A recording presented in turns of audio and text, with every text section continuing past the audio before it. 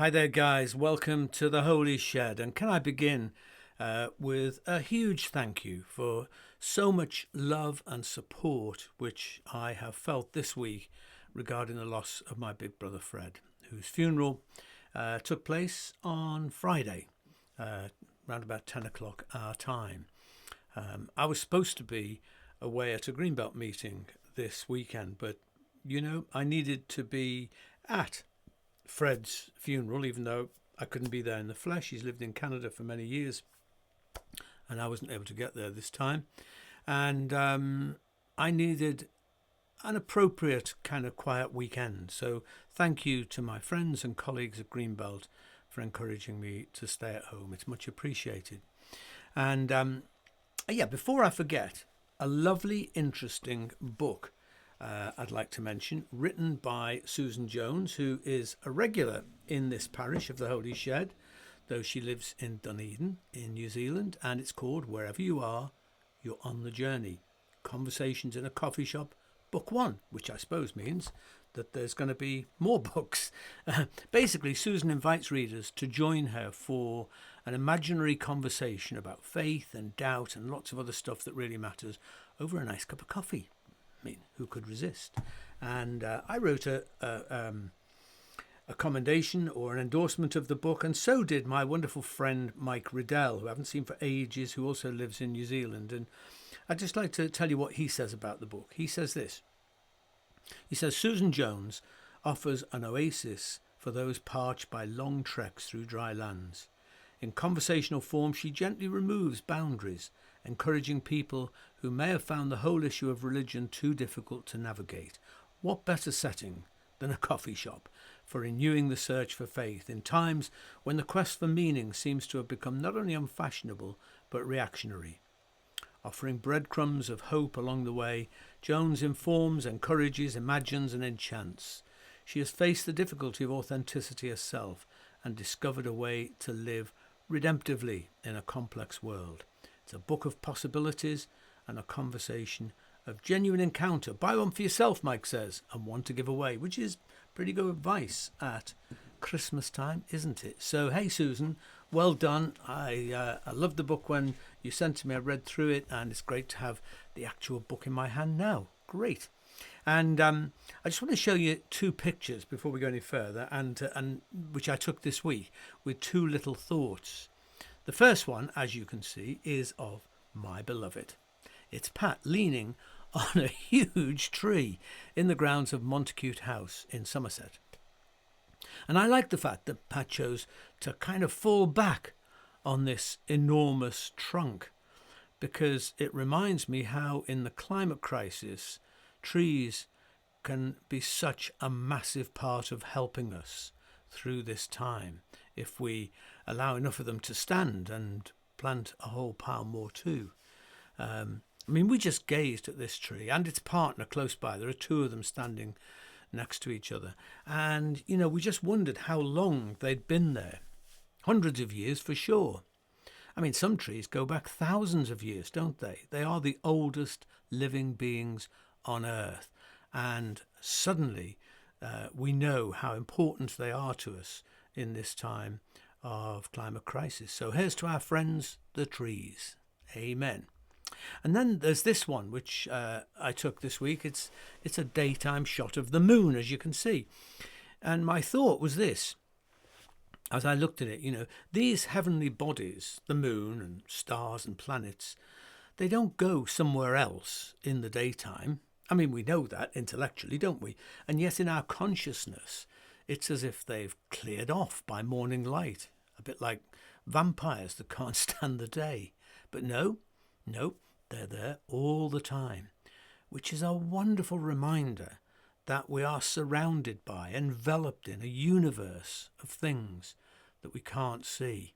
And not just physical things, we're also cradled by things like love and acceptance and assurance by God all the time. And if we pause and just look within and find trust within ourselves, then we can sense these hidden things even when we can't see them. So let's light a candle, should we? For trees, and for things and people that we lean on in trying times. And we've all got them. I hope we have anyway. Let's light a candle for a world full of hidden presences, for loved ones who've left us yet haven't really gone, for the whole universe of belonging of which we are blessed to be a part. So if you've got a candle, then I can just ask you to light it now and take a moment of quiet gratitude for these things in our lives.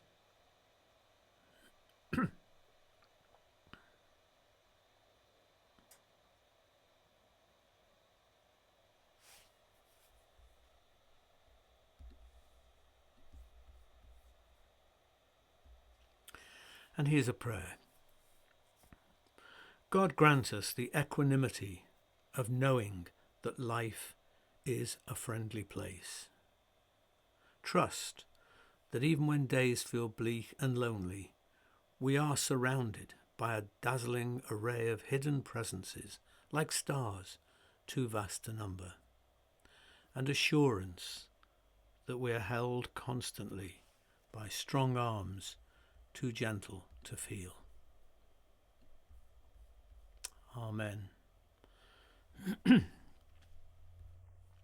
So it's Advent Sunday. Not Christmas, not yet. For goodness sake, let's ignore all of that hullabaloo for as long as we can and just inhabit this beautiful season of Advent, which is like none other. It's a time of waiting, of anticipation, of nourishing and nurturing our sense of longing. It's a gift to us, as no other part of the year is. And today, so we're going to be following Advent through in the next 2 or 3 sheds. But I want to pull together today a couple of threads from what we've been thinking about over recent weeks, focusing on or based around a beautiful painting by a friend called Jake Lever, who lives in Birmingham, and he's an artist whose work I really admire and find very stimulating. A few years back, we invited Jake to bring a huge piece to St Luke's, where I was the vicar, as part of our Holy Week and Easter experience. I mean, the piece is, as you can see here, as wide as a house. You know, it's huge, and it's called The Blue, the Dim and the Gold, for pretty obvious reasons. The work is an exploration of light and dark, a very Advent theme. It's an exploration of melancholy and hope. And what you can't see, and you could easily miss even if you were looking at the painting in the flesh, is a tiny boat containing a lone figure in the 3rd panel from the right. I'll show it you in a moment. And the boat is dwarfed by the vastness of the surroundings, which contain uncontrolled, chaotic splashes of colour in the hillside and in the water. But the gilded sky seems to speak of a divine presence overarching all of this, despite the chaos and the uncertainty. And that gold is also reflected in the dark waters. Jake describes the painting as a meditation on the universal experience of weakness, doubt and vulnerability, and he hopes that it also suggests a course toward tranquility, integration and wholeness. On Good Friday at St Luke's, the painting stood in the chancel. This isn't actually there, I think this is in Birmingham Cathedral, where it also stood for a while. But it stood in our chancel, surrounded by various stations around the church, with lots of these wonderful little golden boats made by Jake. And as you can see, folk could write prayers of concern or longing or vulnerability and place them in the boats, which is a really lovely little thing to do.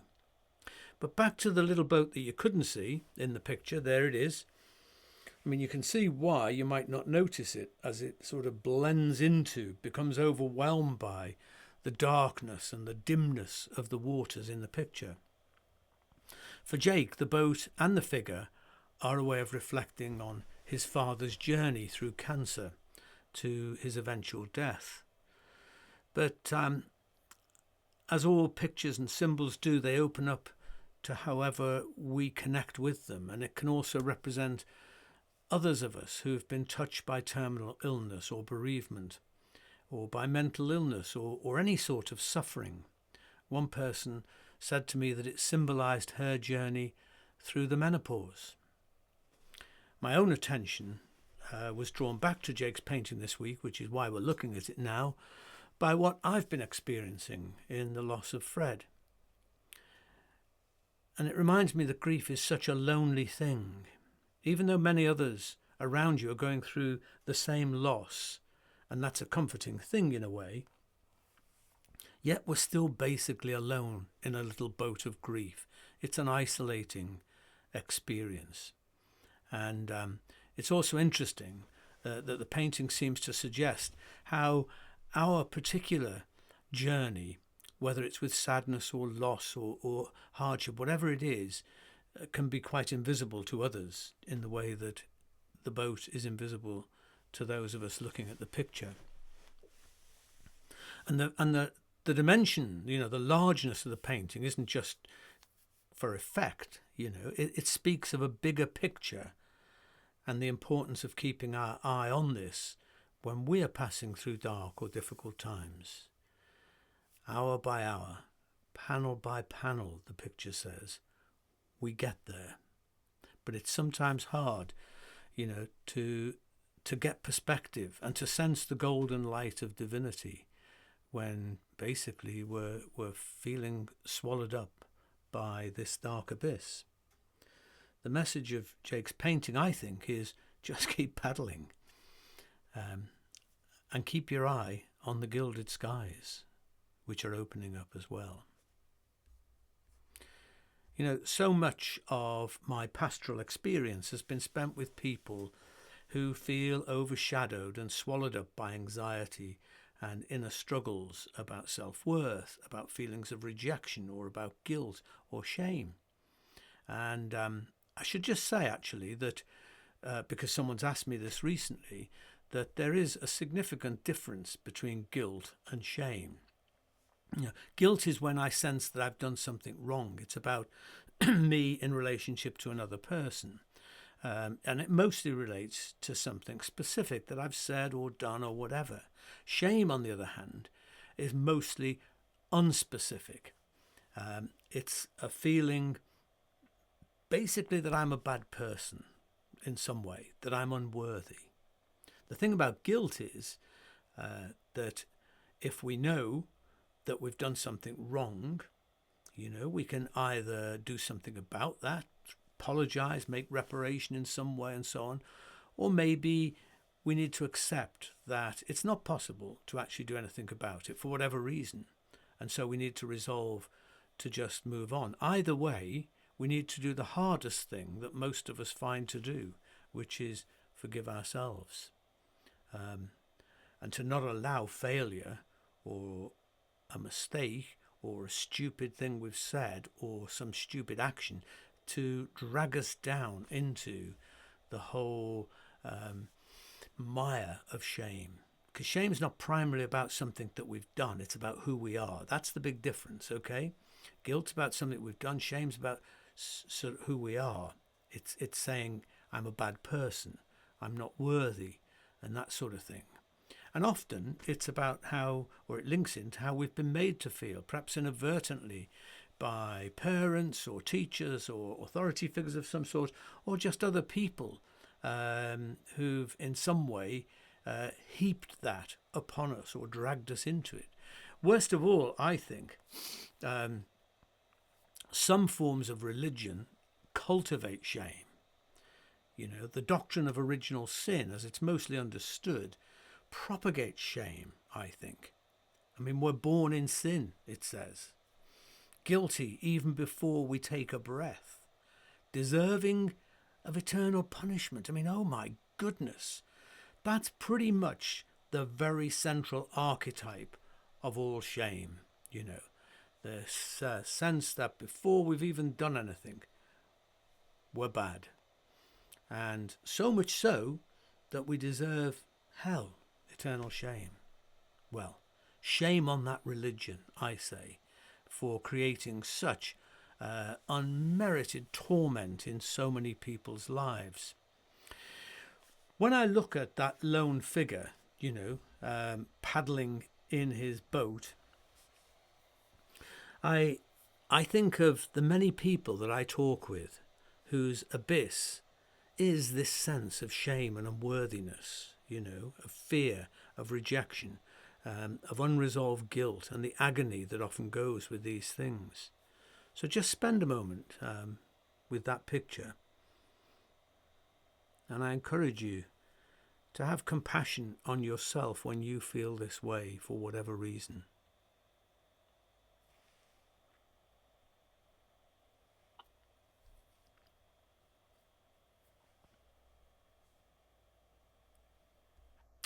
I'd also like to say a couple of things about faith. Sadly, the word faith is now pretty much synonymous with either believing certain propositions, creeds, doctrines, whatever, and that's what faith is thought to be. If you've got faith, then it's because you believe these things. Or it's the idea that if you've got enough of it, if you've got enough faith, you can be healed or financially well off, or even find a parking space when you've gone late for an appointment. But look, faith isn't believing 6 impossible things before breakfast. It isn't a guarantee of all our needs being met in life. In its original biblical meaning, faith has much more to do with trust than belief. Not trust in the conviction that everything will work out fine, but that whatever tomorrow does bring, whatever we go through, God will be present in it with us. So you're never actually alone in the boat. And this is why the writer to the Hebrews wrote that it was by faith that Abraham left Ur of the Chaldees to form a new nation in a new place. It was by faith that Moses left the known of Egypt for the unknown of the wilderness. And you can look through those various stories in Hebrews chapter 11 that are recounted from the Hebrew scriptures. And they're all basically about people who had trust, who trusted in something beyond themselves and launched out into whatever that was. When all's said and done, my best definition of faith is this: it's having the courage to be.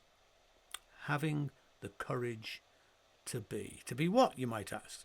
Well, to be who you are. Faith is having courage to accept yourself as someone who is accepted already, in spite of, whatever.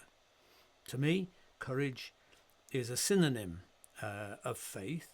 To have faith is to have courage in spite of whatever stands in the way of that. When I look at the tiny figure in the boat, in his defenseless little boat, paddling through those dark waters, surrounded by a kind of menacing scene, what I see is courage, courage to be in spite of.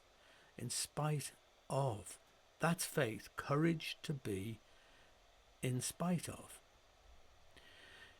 Friends, there are so many things that assault our sense of well-being in life, which undermine our self-worth, undermine our confidence. But here's the thing: you're accepted. You are accepted. In spite of anything that you may feel stands in the way of that, you are accepted. That is what grace means. It's the central message of Christianity, though sometimes you'd never believe it. The central message is God's unmerited favour, grace, unconditional love. Do you know that thing where a defendant in a courtroom sometimes requests other crimes to be taken into consideration? Well, look, everything else to do with you has been taken into consideration. And you know what? You're accepted. Sorted. Courage to be doesn't require that we're perfect, doesn't mean that we're not vulnerable or frightened sometimes. It means keep on paddling in spite of. It means have confidence in yourself, in God in yourself. Accept yourself because you are accepted. Look again at the wee figure in the boat. Another word that comes to mind is vulnerability. This person is vulnerable, yet courageous. These are not opposites, vulnerable and courageous. They're twins, soulmates. Courage to be means nothing if we feel strong and mighty and self-assured. Courage to be arises from a feeling of vulnerability in spite of. Keep that picture of the vulnerable, courageous, in spite of little figure in your mind when you feel overwhelmed. And, basically keep on paddling. Brené Brown, you may well have come across her. She's all over the place these days on the internet. She's one of my favourite online people. She's a researcher specialising in courage, vulnerability, shame and empathy, all the stuff that I'm talking about here today. She says her motto is courage over comfort. Courage over comfort. You have to walk through vulnerability, she says, to get to courage. And that might be uncomfortable at times. And I'm going to finish this little talk I'm giving here today with a little clip of Brené Brown talking about this. And, well, I think it's pure gold. Take a look at this. So I think the biggest myth about vulnerability is that it's weakness. I think a lot of people were raised to believe that. It was modeled, I think, certainly in our culture. We see that a lot, that to be vulnerable, to be open, to be exposed is to be weak. And the truth is, what I found in my research is that vulnerability is not weakness. In fact, I would argue that it's our greatest measure of courage. When we went out and asked people, what is vulnerability? We heard things like, vulnerability is the first date after my divorce. Vulnerability is starting my own company. Vulnerability is taking responsibility for something that went wrong at work. Vulnerability is sitting with my wife who has stage 3 breast cancer and making plans for our young kids. Vulnerability is taking my business public. The definition I use in my work of vulnerability is simply uncertainty, risk, and emotional exposure. Vulnerability is about the willingness to show up and to be seen even when there are no guarantees. And it's interesting to me, one of the things that I thought was really interesting, I gave a talk, it's probably a couple of years now, and it was being translated by people doing American Sign Language, and they came up before the talk started and they said, are there any words that you're going to use a lot in your talk that we should know about that or might be different? And I said, well, I use the word vulnerability a lot. And there were two of them, and they kind of looked at each other and they said, oh, we do this for vulnerability. And I said, what does that mean? They said, it means weak in the knees. And I'm like, wow, that's not how I talk about vulnerability. And she said, well, there's only one other sign for vulnerability. And I said, what is it? And she said, and I said, oh, that's what I'm talking about. And so to me, vulnerability is our most accurate measure of courage. It's pretty powerful when I have 13,000 pieces of data collected over 12 years that I cannot find a single incident or story of courage that was not completely underpinned by vulnerability. I think the problem arises that there's so many little paradoxes with vulnerability, and one of them is that vulnerability is courage in you, but weakness in me. When I meet you, it's the first thing I look for in you, but it's the last thing I want to show you in me. And so I think to really put ourselves out there, knowing that if we do that enough, we're going to fail, I just don't think it gets more courageous than that.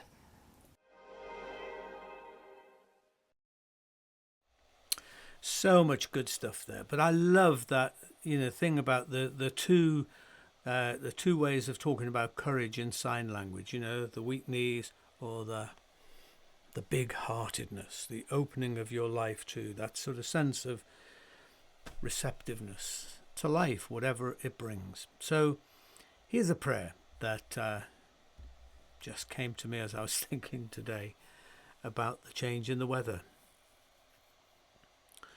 Dear God, I don't much like cold weather, but I do love warm socks, porridge, and the smell of mulled wine.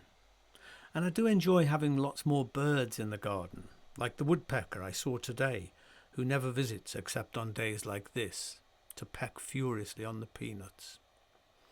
Then there's the feeling of crisp, fresh air clearing my nostrils, and crunchy leaves under my feet, and sitting next to a roaring fire in the pub, and comfort food that's never so comforting on warm days.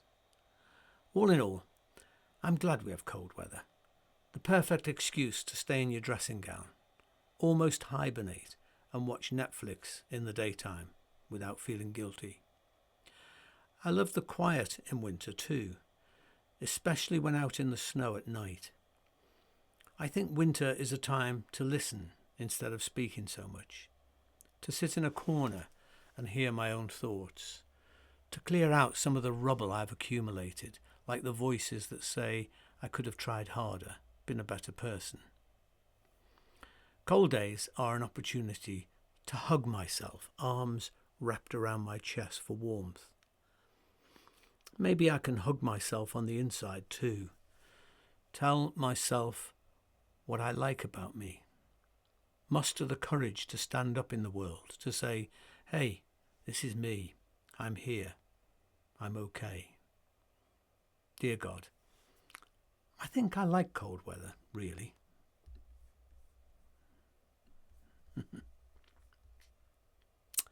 So, hey, let's have a toast to it all, shall we?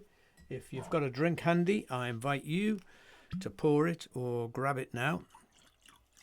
And let's make a toast to life.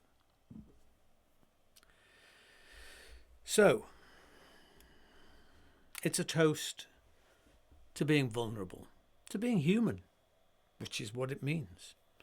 A toast to courage, not bravado, not that kind of swaggering ego thing. A toast to courage, the courage to be. A toast to golden skies on blue dim days. May we lift up our eyes to see them. A toast to Jake Lever and all artists and musicians and those people who show us what's there all the time, but we didn't notice. Here's a toast to Joan, whose funeral I'm taking on Tuesday.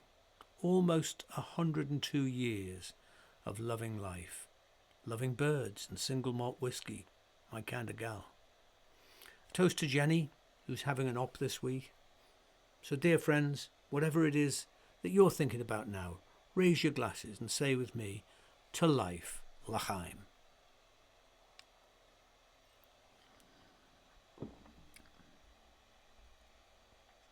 So there it is, guys.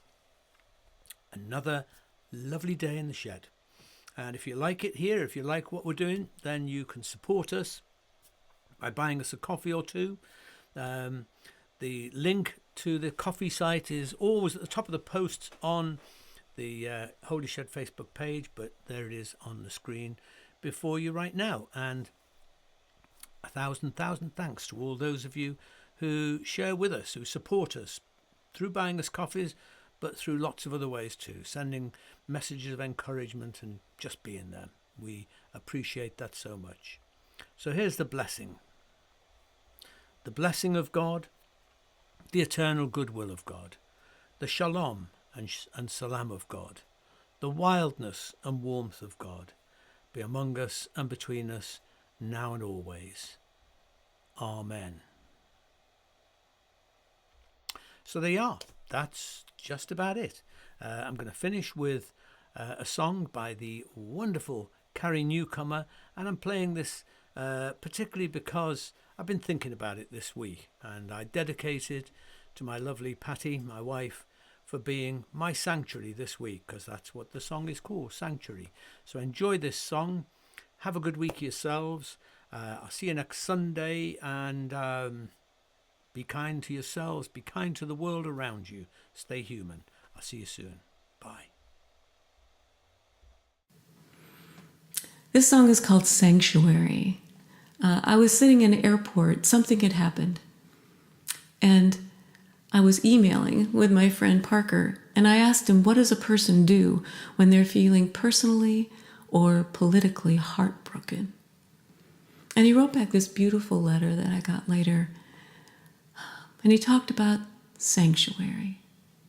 That sometimes we go out into the world in a physical sense, and we take action.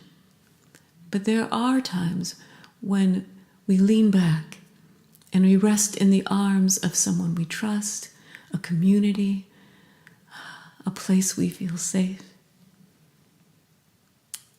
and be grateful that we have a place we feel safe.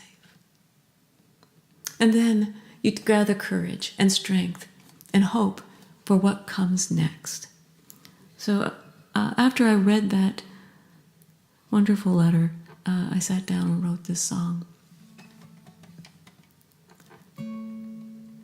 Will you be my refuge, my haven in the storm? Will you keep the embers warm when my fire's all but gone? Will you remember and bring me sprigs of rosemary? Be my sanctuary till I can carry on. Carry on. Carry on. This one knocked me to the ground. This one dropped me to my knees. I should have seen it coming, but it surprised me. Will you be my refuge, my haven in the storm? Will you keep the embers warm when my fire's all but gone? Will you remember and bring me sprigs of rosemary? Be my sanctuary till I can carry on. Carry on. Carry on. In a state of true believers, on streets called us and them, it's gonna take some time till the world feels safe again. Will you be my refuge, my haven in the storm? Will you keep the embers warm when my fire's all but gone? Will you remember and bring me sprigs of rosemary? Be my sanctuary till I can carry on. Carry on. Carry on. You can rest here in Brown Chapel or with a circle of friends, a quiet grove of trees or between two bookends. Will you be my refuge, my haven in the storm? Will you keep the embers warm when my fire's all but gone? Will you remember and bring me sprigs of rosemary? Be my sanctuary till I can carry on. Carry on. Carry on.